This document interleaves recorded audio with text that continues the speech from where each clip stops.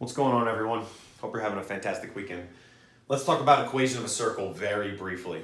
This is going to be a couple more days, and this is really the second to last thing we're going to talk about in this unit, right? So a lot of stuff we've talked about. So the equation of a circle in standard form is the quantity of x minus h squared plus the quantity of y minus k squared equals r squared, where h comma k is the center of the circle and r is the radius. Okay, so again, standard form of a circle.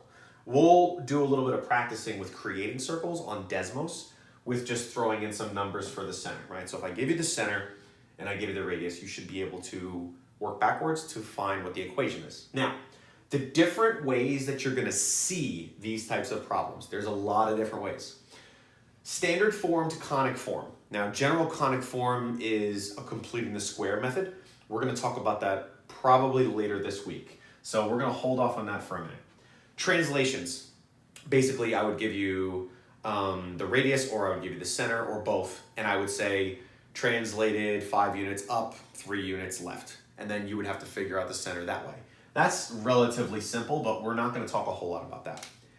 Number 3, the center and the radius. This is the one that you're gonna see the most often, right? So if I give you the center and I give you the radius, well, the standard form equation really relates to that. It wants the center and it wants the radius. So all you're gonna do is plug numbers in and figure out what the equation is.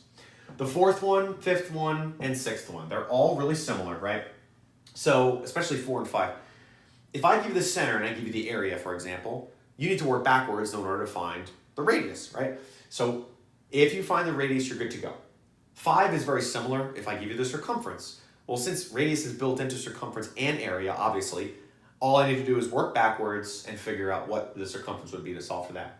And number 6 is also similar because I would give you the center point and I would give you any random point on that circle. Well, if I give you the center, obviously, and I give you any random point on the circle, you need to figure out what the distance is between one to the other in order to find the radius, okay? And then we're gonna talk about the Pythagorean theorem a little bit and how we can derive this equation from the Pythagorean theorem. And so those 3 are pretty similar. The 7th way you're gonna see it is if I give you a tangent line to a circle. So for example, if I say there's a random center of the circle and I give you a line that's tangent to that center, you need to find out what the point is of the point of tangency. And we're gonna be able to easily get that later in the week. And then the last one is endpoints of a diameter. So obviously the diameter goes through the center. So if I give you 2 endpoints, you have the diameter, you need to figure out how to find the center of that circle, which is also a midpoint, okay?